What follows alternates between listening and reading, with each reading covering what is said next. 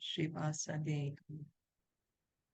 Hare Krishna, Krishna Krishna, Hare Hare, Hare Rama, Rama Rama, Hare Hare. We continue reading from Srimad Bhagavatam, Canto 5, Chapter 4, Text 2. Tasyaha va itham varsham manavari yasa brahat shlokena chaujasa. Tasya va itham varnamaravari yasa brahacham lokena chovasa balen shriya yasya. Balena Shriya Yashasa Virya Shaurya cha Pita Rishva Editam Nama Chakaram. Balena yasriyas yasya viraha saurabhyabhyam cha pita rishabh idam nama chakra. Translation and purport by His Divine Grace A.C. Bhaktivedanta Swami Srila Prabhupada. When the son of Maharaj Nabi became visible, he evinced all good qualities described by the great poets, namely a well-built body with all the symptoms of the Godhead: prowess, strength, beauty, name, fame, influence, and enthusiasm. When the father, Maharaj Nabi, saw all these qualities, he thought his son to be the best of human beings or the supreme being. Therefore, he gave him the name Rishabh. To accept someone as God or an incarnation of God, one must observe the symptoms of God in his body. So, this information is given to us because for us to educate ourselves, because otherwise we all might start thinking, oh, I'm an incarnation of God, or this one is an incarnation of God.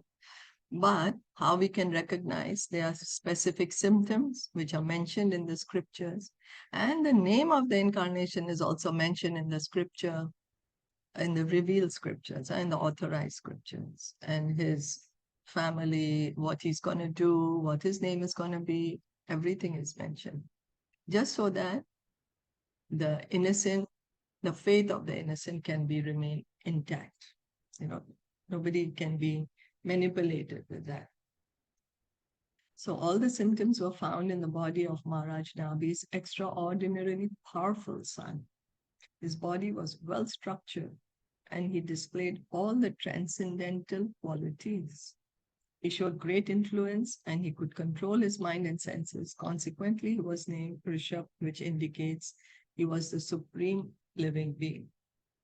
So they had done the sacrifice because Nabi wanted a son like God. And God told him, there is no one else like me, so I only have to become your son. So he's come now as the son of Maharaj Nabi. Just one question. Is he the Yes, same Rishabdev that the Jain people believe in? Because his yes. Rishabdev's that he's the same one, right? Because his mother is also um, Maru Devi and Nabhi. So But with you'll see father. later, that's right. But you'll see later on how somebody tried to, one king, Hmm. he tried to imitate Rishabh Dev activities. Oh, That's how you'll hear oh, now later. As we go on reading, okay, you will okay. But understand he's was a the deviation. Jain one or not? Huh? He the one whom the Jainism pray or no? Well, they try to imitating him. Yeah. Oh, okay, okay, okay, Um, okay. but yeah, now a pastime will unfold, and you will see Okay. that how it became like a misin mis mis interpretation. Interpretation. Okay. Okay. Yeah. Yasya hindras pardhamano bhagavan varshena vavarshata. यस्य हि Yes. Indra सर्पधमान् भगवान् वर्षेण वर्षे वर्ष. Avadharya Bhagavan Rishabhadevo Yogeshwara Prahasyatma. अवधार्य अवधार्य भगवान् भगवान् ऋषभदेव ऋषभदेव योगेश्वर योगेश्वर्य प्रहस्य सः परस्य Yogamayaya Swavarsham Ajnabham Namabhyavarsham. योगमायया योगमायया स्ववर्षम् स्ववर्षम् अज्जनाभं अजनाभम् नाम अभर्यवशतः Indra, the king of heaven, who was very materially opulent, became envious of King Rishabdev. Consequently, he stopped pouring water on the planet known as Bharatvarsh. At that time, the Supreme Lord Rishabdev, the master of all mystic power, understood King Indra's purpose and smiled a little. Then, by his own prowess, through Yogamaya, his internal potency, he profusely poured water upon his own place, which is known as Ajnabha. So Rishabdev, he's an incarnation of God. And again, Indra is trying to, sometimes Lord Indra gets into these difficulties. So here it seems Lord Indra was not showering the rain on Bharatvarsh. Bharatvarsh is this earth. This earth is called Bharatvarsh. We find the word Bhagwan used twice in this verse. Both King Indra and Rishabdev, the incarnation of the Supreme Lord, are described as Bhagwan. Sometimes Narad and Lord Brahma are also addressed as Bhagwan. The word Bhagwan means that one is a very opulent and powerful person like Lord Brahma, Lord Shiva, Narad, or Indra. We say, right, Shiv Bhagwan, like, to understand that somebody is a great personality. Of course, we understand that no matter how great one is, one cannot be equal to or greater than God, cannot be equal to or greater than Krishna, the Supreme Personality of Godhead. Only Krishna is the Supreme Personality of Godhead. Then, of course, these other great personalities, sometimes they are called Bhagwan, Narad Muni is called Lord Shiva, Lord Brahma, and here Lord Indra is being called Bhagwan.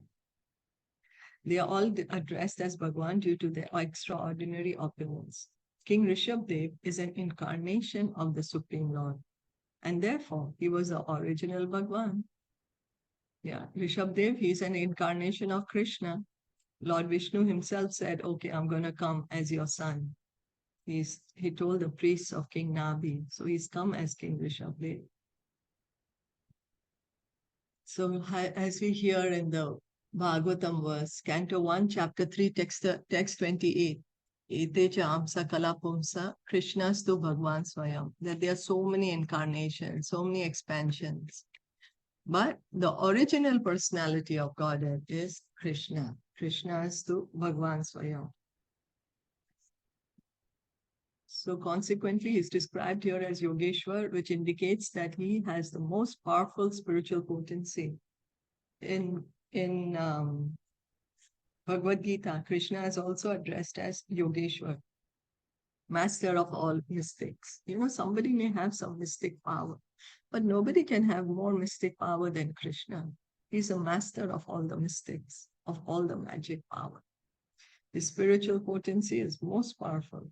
So, of course, Rishabdev is an incarnation of Krishna, so he's rightly being called Yogeshwar. He's not dependent on King Indra for water. He can supply water himself, and he did so in this case. In Bhagavad Gita, it is stated, Yagyat Bhavati Parjanya. Due to the performance of Yagya, clouds of water are manifest in the sky. Clouds and rainfall are under the management of Indra, the heavenly king. But when Indra is neglectful, the Supreme Lord himself, who is also known as Yagya or Yagyapati, takes the task upon himself. So Lord Krishna, he's called Yagya or Yagyapati, Krishna or Lord Vishnu, Yagyapati, because all the Yagya, all the sacrifices are meant for satisfaction of Lord Vishnu. That is what the purpose of any sacrifice and every sacrifice is. Like Bhagavatam says that those who are intelligent in the age of Kali, they will worship Krishna, who's coming as Lord Chaitanya, by performing the Sankirtan Yajna. So Sankirtan is also a yajna, sacrifice of chanting the holy names. It's for the pleasure of the Lord. Consequently, there was sufficient rainfall in the place named Ajnabha. When Yagyapati wants to, he can do anything without the help of any subordinate. Therefore, the Supreme Lord is known as Almighty. We may think we get some powers because God gives us some power, and then we may get carried away. And we may think that we are the most powerful and nobody else can be more powerful than us. And then we forget, but this power is given to us by God.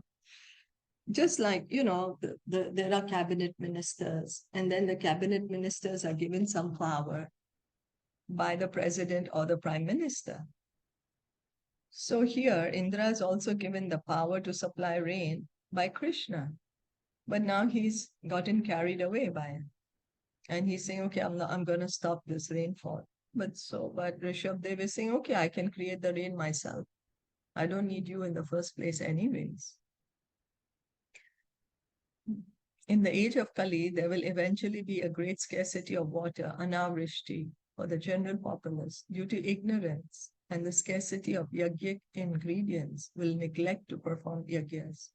Srimad Bhagavatam therefore advises, yajna sankirtana praya yajanti hi sumedasa. After all, yajna is meant to satisfy the Supreme Personality of Godhead. In this age of Kali, there is a great scarcity and ignorance. Nonetheless, everyone can perform Sankirtan Yajna. Every family in every society can conduct Sankirtan Yajna at least every evening. In this way, there will be no disturbance or scarcity of rain. It is essential for the people in this age to perform the Sankirtan Yajna in order to be materially happy and to advance spiritually. So Sankirtan Yajna is the yajna which is recommended for this age of Kali, and we are all encouraged to participate in it. Prabhupada is saying everyone can sit down in their own home, their family members, have a short kirtan, and make the life perfect. In this way, all the necessities of life will also be met. Sankirtan Yajna. Kirtan.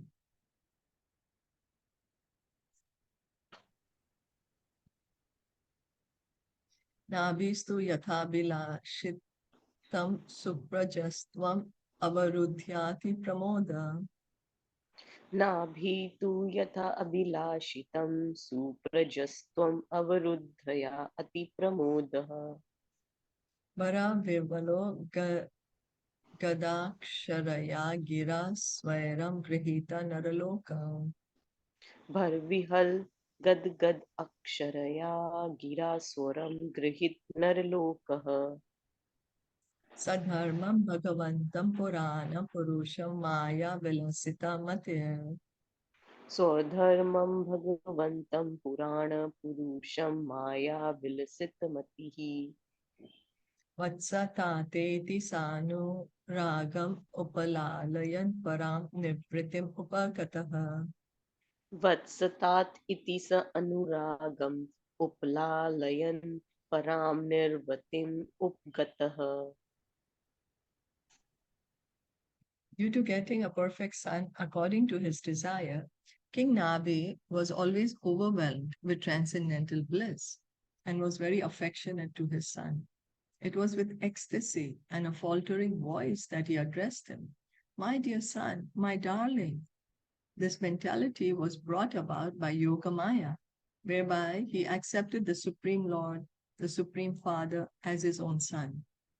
Out of his out of his supreme goodwill, the Lord became his son and dealt with everyone as if he were an ordinary human being. Thus, King Nabi began to raise his transcendental son with great affection, and he was overwhelmed with transcendental bliss, joy, and devotion. So, King Nabi is really thinking that this is my son. Now, Rishabdev has come as Nabi's son. Doesn't mean he's not God anymore. He's still God. like Kunti Devi, she prays, no? That she's praying to Krishna when he was leaving Hastinapur after the war finishes, and then he's leaving Hastinapur, going to go to Dwarka. So she's offering the beautiful prayers, and then she says, just like, because the Malayan sandalwood, sandalwood is grown in Malayas, it doesn't mean that sandalwood doesn't grow anywhere else. Huh? So, but now that you have become the Yadu, you have appeared in the uh, dynasty of the Yadus, but doesn't mean that you're not God anymore. You're still the same Supreme Lord. Krishna is God. Yes, he comes, he appears as the son of Devaki and Vasudeva, but he's still God. He's still eternal. Satchit Ananda. The word Maya is used in the sense of illusion, considering the Supreme Personality of Godhead to be his own son. Maharaj's Nabi was certainly an illusion, but this was transcendental illusion. So this is different illusion than the illusion we are in. We are under the control of Mahamaya, material energy, where material energy makes us think that we are the body, makes us forget that we are spirit souls, part and parcel of Krishna, makes us think we are the body, makes us think that we have no relationship with God, with Krishna. But here, Maharaj Nabi, he's thinking that God is his son. So this is also an illusion, but this is transcendental illusion. This is spiritual illusion. It's under the control of spiritual energy, the internal energy of Krishna. Yogamaya, not Mahamaya, Yogamaya. This illusion is required. Otherwise, how can one accept the Supreme Father as his own son? The Supreme Lord appears as the son of one of his devotees, just as Lord Krishna appeared as the son of Yashoda and Nanda Maharaj. These devotees could never think of their son as the Supreme Personality of Godhead, for such appreciation would hamper their relationship of parental love. So this kind of illusion is good illusion. In this kind of illusion, the loving dealings, the love that the devotee has for Krishna is more than his position as being God. Now we are soon going to celebrate the month of Kartik. Every day we are going to celebrate Mother Yashoda's love for Krishna. She doesn't consider him to be God. Although he's God, it's not that he's not God, but she considers him to be her son. And that's why she's reprimanding him. She wants to bind him up. She wants to, make sure he doesn't become a thief when he grows up. This is out of her love for him. And Krishna appreciates this love. He reciprocates with this love. This is pure love, can't be imitated. So this is required. It's required. The Brajvasis, they are under this Yoga Maya. They're thinking Krishna is my friend, Krishna is my son, Krishna is my brother, like that. And this is what Krishna is looking for, this relationship. Is that okay? Did anyone want to add anything, comment anything? No, clear. Yeah. Okay. Going on. Viditanuragam apaura prakriti janapado raja nabe atmajam. Vidita anuragam apor prakriti janapad rajanabhi atmajan. Samya setu rakshayam abhishijya brahmani shu panidhaya saha. Samaya setu rakshayam abhishitya brahmaneshu upanidhaya saha. Meru devya vishalayam prasanna nipunena tapasa samadhi yogena. Meru divya vishalayam prasanna nipunena tapasa samadhi yogena. Nara Narayanakyam Bhagavantam Vasudevam Upasina Kalena Tan Mahimanam Apapam. Naranarayanakayam Naranarayan Bhagavantam Akyam Bhagavantam Vasudevam Vasudevam Upasina Upasina Kalena Kalena Avap Mahimanam Apapam. Tatmahiman Tanmahimanam Avapa. Avapa.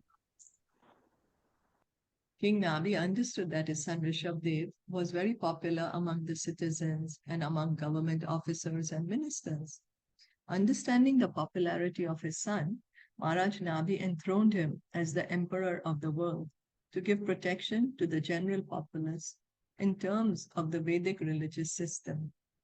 To do this, he entrusted him into the hands of learned Brahmanas who would guide him in administrating the government. Then Maharaj Nabi and his wife Meru Devi went to Badrikashram in the Himalaya mountains, where the king engaged himself very expertly in austerities and penances with great jubilation. In full samadhi, he worshipped the Supreme Personality of Godhead, Nar Narayan, who is Krishna in his plenary expansion. By doing so, in course of time, Maharaj Nabi was elevated to the spiritual world known as Vaikuntha. So when Maharaj Nabi saw that his son Rishabdev was popular with the general populace and the governmental servants, he chose to install him on the imperial throne. We can see, that the great emperors in Vedic times, they were concerned that the welfare of the citizens should be there, the citizens should be well taken care of. And it's not that they would rule the kingdom till the moment they would die. No, as soon as they would see that the heir is ready to take up the responsibilities, they would go so that the balance of their life they can dedicate to spiritual activities, to so that what to engage in spiritual activities, and so that after they die they can go back to the spiritual world, to Vaikuntha. So in addition, now he is the emperor of the world, Nabi. So imagine the power, the opulence, the just the sheer power he has, but he's giving it all up. He's giving it and he's retiring, going to Patrikashram. In addition, he wanted to entrust his son into the hands of the learned Brahmanas. This means that a monarch was supposed to govern strictly according to Vedic principles under the guidance of learned Brahmanas who could advise him according to the standard Vedic scriptures like Manusmriti and similar Shastras. So it's not that the king could just do whatever he wanted. No, he was taking guidance from the intelligent class, and that is the Brahmanas, because the Brahmanas knew the scriptures and they knew the religious principles. So they would guide the king of how to rule everyone according to religious principles so that everyone can be peaceful and happy and well taken care of. According to Vedic principles, society is divided into four categories: Brahmana, Kshatriya, Vaishya, and Shudra. Chaturvarnyam Maya Shrishtam Guna Karma Vibhagasa. So Krishna is saying in Bhagavad Gita, in the fourth chapter, that Guna Karma Vibhagasa is creating these divisions of society, Brahmana, Kshatriya, Vaishya, Shudra, not not based on birth. It's not on birth. He's saying it's based on Guna Karma, Guna and Karma. Based on that, the society is divided. So upon the the natural inclination, the qualities that one has, the work one does, based on that, one would be a Brahmana or a Kshatriya or a Shudra or a Vaishya. After dividing society in this way, it is the king's duty to see that everyone executes Vedic principles according to his caste. A Brahmana must perform the duty of a Brahmana without cheating the public. It is not that one attains the name of a Brahmana without the qualifications. It is the king's duty to see that everyone engages in his occupational duty according to Vedic principles. So the king had to make sure that everyone is doing their duty, no matter what one's position in society is. We all have a certain duty to perform. And then the king would make sure that everyone is doing their duty well. And so that's how society can be peaceful, when everyone is doing their part. In addition, retirement at the end of life is compulsory. Maharaj Nabi, although still a king, retired from family life and went with his wife to a place called Badrikashram in the Himalayas, where the deity Nar Narayan is worshipped. The words prasanna nipunena tapasa indicate that the king accepted all kinds of austerity very expertly and jubilantly. He was a king. He's given up the comfort of the palace. He's going to Badrik Ashram. He's performing austerities and he's doing it joyfully, happily. He did not at all mind leaving his comfortable life at home, although he was the emperor. Despite undergoing severe austerities and penances, he felt very pleased at Badrik Ashram and he did everything there expertly.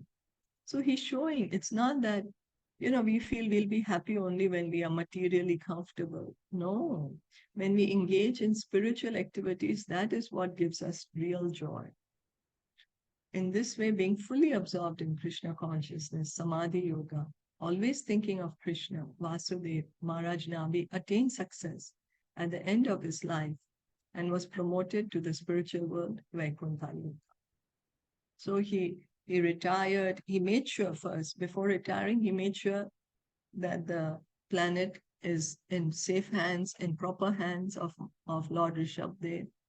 He's gone to do austerities and he's become successful. He made a success of his life. So he did his duties throughout the life. End of life, he dedicated to spiritual activities. And after he's given up the body, he's gone to the spiritual world. In this way, this is the way of Vedic life. One must stop the process of repeated birth and death and return home back to Godhead. Because we are not the body. Death is for the body, but the soul lives. The soul is eternal. Not that when we give up the body, then the soul doesn't exist anymore. No, the soul is eternal, always existing. So where is the soul going to go after we give up this body? The soul has to go back to the spiritual world, back home, back to Godhead. So we need to practice. We need to engage in devotional service. We need to understand that there is a spiritual kingdom where we need to go back to. The words Tan Mahimanam Avapa are significant in this regard. Srila Sridhar Swami says that Mahima means liberation in this life. We should act in such a way in this life that after giving up this body, we will become liberated from the bondage of repeated birth and death. So, acting in such a way means we need to practice in this life, that after we give up this body, we can go back home, back to Godhead. That we don't need to be in the material world anymore. No need to take up another body. Because till the time we are in the material world, we will need a material body. We will. That's the rule of this material world. But when we go to the spiritual world, we don't need a material body anymore. Over there, we have a spiritual body. And that body is eternal. That body never dies. We never have to change that body. That is our swarup. Each of us have a swarup, our original, eternal form. So this is called Jivan Mukta. So Jivan Mukta is a person who is in this material world. He's inside the material body, but he's liberated. Why? Because he's Krishna conscious. His consciousness is completely changed. He's completely understood his position. Srila Viraraghav Acharya states that in the Chandogya Upanishad, there are 8 symptoms of a Jivan Mukta, a person who's already liberated, even when living in this body. So now, how to recognize a Jivan Mukta? So Srila Viraraghav Acharya is saying, and he's quoting the Chandogya Upanishad. So the Chandogya Upanishad is stating the first symptom of one so liberated is that he's freed from all sinful activity, apahata papa. So no more sins. As long as one is under the clutches of Maya, in the material energy, one has to engage in sinful activity. Bhagavad Gita describes such people as dushkritinaha, which indicates that they are always engaged in sinful activity. One who is liberated in this life does not commit any sinful activities. Sinful activity involves illicit sex, meat eating, intoxication, and gambling. Another symptom of a liberated person is vijara, which indicates that he is not subjected to the miseries of old age. So the first symptom of a Jivan Mukta is that he does not commit any more sinful activities. No more sins, no meat eating, no gambling, no illicit sex, no uh, intoxication. Now, the second symptom is vichara, no miseries of old age. Doesn't mean that the body is not going to get old. Body is going to get old, yeah, but he does not get affected. He doesn't suffer with that. He doesn't feel the misery of the body. That is under the material nature, law of material nature. So the body will get old, but he doesn't feel the suffering. Another symptom is vimrityu. A liberated person prepares himself in such a way that he does not take on any more material bodies which are destined to die. In other words, he does not fall down again to repeat birth and death. So for sure, he's not coming back to the material world anymore. He's going to the spiritual world. He's not going to get another material body. He's going to get only a spiritual body. After he leaves this body, the current body he's in, the next body for sure will be a spiritual body because he's acting in such a way. He's preparing himself in such a way. Like somebody has to prepare themselves for some exam to pass to pass from the school or something. You're sitting for the board exam. So you prepare for the exam. Then you sit for the exam. And then when the result comes and yay, I passed. I don't need to be in the school anymore. So this is how the Jivan Mukta he's doing. He's preparing himself that after he gives up this body, the current body, no more being in the material world. He goes to the spiritual world. In other words, another symptom is Vishoka, which indicates that he's callous to material distress and happiness. So he is, he understands the nature of the material world. He understands material distress, material happiness, both are temporary. He does not get carried away. He is of steady mind. Krishna says that in Bhagavad Gita, no? That, he keeps telling Arjuna, have a balance. The happiness and distress will come, but you be steady in both of them. So the Jivan Mukta is steady in distress and in happiness. Because he knows, after all, it is temporary. It's relating to the body. Another is Vijigatsa, which indicates that he no longer desires material enjoyment. So he's completely understood that he's not the body. He's completely understood he's the soul. So he is having the enjoyment from the soul. The soul is always happy. Sat Chit Ananda, blissful. So he's always experiencing happiness. And in the material world, we are thinking we are the body and we are thinking we will be happy by looking for happiness in material things. And that's what we are doing. But we experience the happiness, but it's temporary. Then again, we go to another thing, again and another thing. But the Jivan Mukta, he's understood he's the soul. So he's always happy. He doesn't need material enjoyment. Just like when we have the real thing, we don't need the imitation anymore. Yeah? You have a real diamond. You don't want the imitation diamond anymore. So another symptom is appipata, which means that he has no desire other than to engage in the devotional service of Krishna, his dear most pursuable Lord. So his only desire is to engage in devotional service. He's understood that Krishna is the dearmost object of his love. He's understood that the object of his love is Krishna. And that's his only desire. How can I serve Krishna? How can I please Krishna? A further symptom is Satyakam, which indicates that all his desires are directed to the supreme truth, Krishna. He does not want anything else.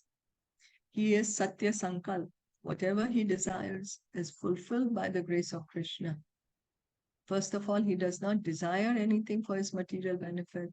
And secondly, if he desires anything at all, he simply desires to serve the Supreme Lord. That desire is fulfilled by the Lord's grace. That is called Satya Sankalp. So he has no desires.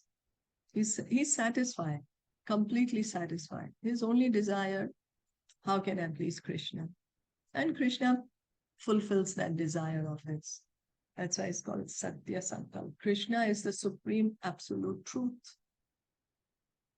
Krishna is the supreme absolute truth. And so that's why he's called Satya Sankalp, the devotee. Srila Vishwanath Chakravarti points out that the word Mahima means returning to the spiritual world, back home, back to Vaikuntha. Sri Shukadev says that the word Mahima means that the devotee attains the qualities of the Supreme Personality of Godhead. This is called Sadharma, or the same quality.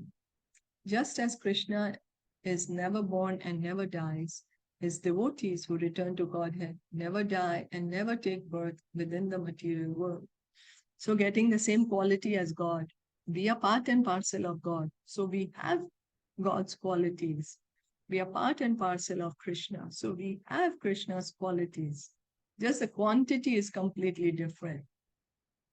Quantity is different. Quantity of heat and light in a molecule of sunshine is completely different than the heat and light and the sun planet.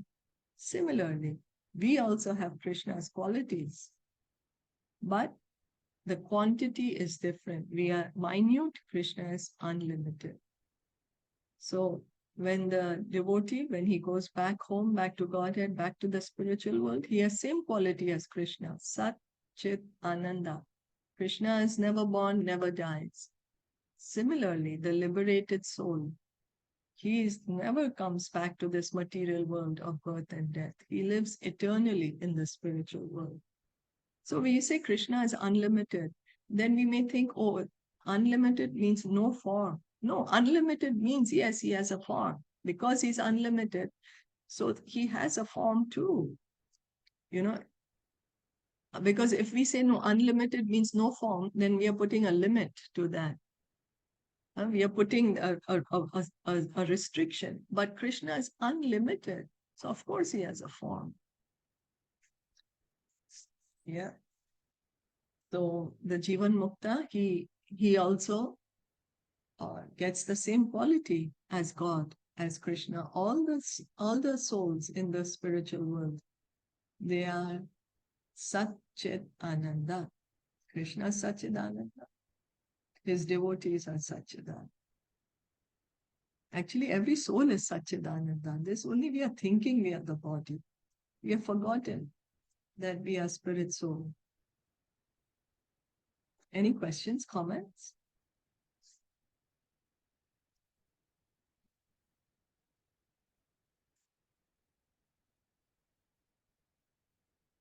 No? Then reading on. Yasaha Pandevya Shloka Udaharanti. यस्यः पाण्डवेय shloka उदाहरन्ति Konu tat karma rajarashe. को नु तत्कर्म राजर्षि Nabher anva acharet puman. नाभिरन्न आचरेत् पुमान् Apatyatam agatyasya. अपद्यताम् अगात्यस्य Harihi shuddhena karmana. हरिः शुद्धेन कर्मणा. Just give me a moment. Just one moment. Hare Hare Krishna, Hare Krishna, Krishna Krishna Krishna Krishna, Krishna Hare Hare Hare Hare Ram, Ram Hare Hare Ram, Ram Ram Ram, Hare Hare, Hare Thank you. Krishna, Hare Krishna. Thank Krishna, O Krishna, Maharaj Hare Hare. Parikshit, thank you. O Maharaj Parikshit, to glorify Maharaj Nabi, the old sages composed two verses. One of them is this: who can attain the perfection of Maharaj Nabi? Who can attain his activities? Because of his devotional service, the Supreme Personality of Godhead agreed to become his son. So Sukadev Goswami is telling Parikshit Maharaj that Maharaj Nabi, a great personality. That's why we are hearing about him in Srimad Bhagavatam. You know, he was living in Vedic times, and now we are hearing about him. So, such a great person. Why is he great? Because of his devotional service. Because God agreed to become his son. So we can see that the devotee of the Lord is so famous. The words Shuddhena Karmana are significant in this verse. If work is not carried out in devotional service, it is contaminated by the modes of material nature. That is explained in Bhagavad Gita. Yagyarthat karmano nyatra loko yam karma bandhana. Activities performed only for the satisfaction of the Supreme Lord are pure and are not contaminated by the modes of material nature. All other activities are contaminated by the modes of ignorance and passion, as well as goodness. All material activities meant for satisfying the senses are contaminated, and Maharaj Nabi did not perform anything contaminated. He simply executed his transcendental activities, even when performing yajna. Consequently, he obtained the Supreme Lord as his son. So the consciousness of Maharaj Nabi was very pure. Krishna says in Bhagavad Gita that work binds us if it is performed for sense gratification. So he's telling Arjuna that work for the satisfaction of Vishnu, and that becomes yajna. That is sacrifice. And Krishna is telling Arjuna, you do that kind of work. Work for the satisfaction of Krishna, for Lord Vishnu, for the Supreme Lord. Because then there are no reactions to that kind of work. One does not need to continue to remain here in the material world to suffer or enjoy the reactions of that kind of work. Every work has a certain reaction. But if work is done for satisfaction of Krishna, then there is no material reaction. It in fact helps one to disentangle oneself from the material world and go back home, back to Godhead. And this is what Maharaj Nabi did. Work done for the satisfaction of the Supreme Lord is called sacrifice. So any work, everyone, Krishna tells to Arjuna in Bhagavad Gita, anything you do, whatever you eat, whatever you give away, oh Arjuna, do it for my satisfaction. So working for the pleasure of God. Then one may say, but why I have to work for the pleasure of God? I want to work for my pleasure. I've been doing it since millions of births and millions of lives. But that's what's keeping us here in the material world. Our attachment to the results of our work is what's keeping us here. And that's what's creating our future bodies. More and more bodies we are creating for ourselves, future lives. So then how will we be able to give up the results of our work to Krishna, to God? We need to hear.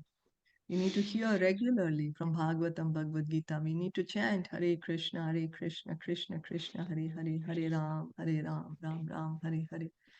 The more we will be able to do this, the more we can get attached to Krishna and detached from the results of our work. Brahmanyo anya kuto nabher Brahmano anya kuto nabhe. Brahmankala pujita Vipra mangala Pujita pujita. Yasya barhishi yagyesham Yasya parhashi yagya isham. Darshayam asur ojasa. Darshayam asu ojasah. The second prayer is this: who is a better worshipper of Brahmanas than Maharaj Nabi? Because he worshipped the qualified Brahmanas to their full satisfaction, The Brahmanas, by their Brahmanical prowess, showed Maharaj Nabi, the Supreme Personality of Godhead, Narayan, in person. The Brahmanas engaged as priests in the sacrificial ceremony were not ordinary Brahmanas. They were so powerful that they could bring forth the Supreme Personality of Godhead by their prayers. Thus, Maharaj Nabi was able to see the Lord face to face. Unless one is a Vaishnava, he cannot call forth the Supreme Personality of Godhead. The Lord does not accept an invitation unless one is a Vaishnava. So the priests, the pujaris who were doing this sacrifice for Maharaj Nabi, they were such pure devotees. They were Vaishnavas. That's the reason Lord Vishnu heard their prayer. That's why God heard their prayer and he came in front of them. Otherwise, he wouldn't have come. Therefore, it is said in Padma Puran, Satkarma nipuno vipro mantra tantra visharada avaishnavo gurur nasyad vaishnavasva pacho guru. A scholarly Brahmana, expert in all subjects of Vedic knowledge, is unfit to become a spiritual master without being a Vaishnava. But a person born in a family of a lower caste can become a spiritual master if he's a Vaishnava. So Padma Puran is saying that. Padma Puran is saying, but one may be a Brahmana, but he cannot become Guru. Or because a spiritual master has to be a Vaishnava. Vaishnava means pure devotee of Krishna or Lord Vishnu. So only one who is a pure devotee of Krishna, who is a pure devotee of Vishnu, can become a spiritual master. Even if he is born in any lower caste, doesn't matter. But if one is born in a very high family, in a Brahmana family, but he's not a pure devotee of Lord Krishna, he cannot become a spiritual master. He cannot become a guru. This is the test. These Brahmanas were certainly very expert in chanting the Vedic mantras. They were competent in the performance of the Vedic rituals. And over and above this, they were Vaishnavas. Therefore, by their spiritual powers, they could call on the Supreme Personality of Godhead and enable their disciple, Maharaj Nabi, to see the Lord face to face. Srila Vishwanath Chakravarti Thakur comments that the word Ojasa means by dint of devotional service. So the Brahmanas, because they were pure devotees, they are Vaishnavas, they're so qualified, they were able to please the Lord. And because the Lord was pleased by them, he chose to appear before them.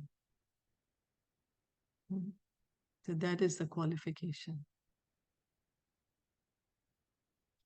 So here, Maharaj Nabi, he is the disciple, no, of these priests. So because they are qualified, they are pure devotees themselves, they are able to please the Lord. I'm sorry. So they are able to call the Lord and they are able to show Maharaj Nabi, the Lord, face to face. Such is the powers of the pure devotee, that the Lord becomes pleased to appear before them. So I think we'll stop. Yeah, we'll stop here. Time's almost up. Did anyone want to add anything? Any questions? Any comments? So I just wanted to reconfirm for this last one that what they meant was that if somebody is very exalted Brahmana, but he's not a pure devotee of Krishna, then he cannot be accepted as a guru, right? That's right. That's Okay. right. Not a pure devotee of Lord Krishna or Lord Vishnu. Lord Vishnu. Okay, Lord Vishnu. Yeah, either. If it's not a pure Either devotee Vaishnava, of Lord yeah, Vishnu. he's not a pure devotee, yeah, of Lord Krishna or Lord Vishnu, then he cannot be accepted as a bona fide guru, a Okay. bona fide spiritual master. Because then he cannot connect you to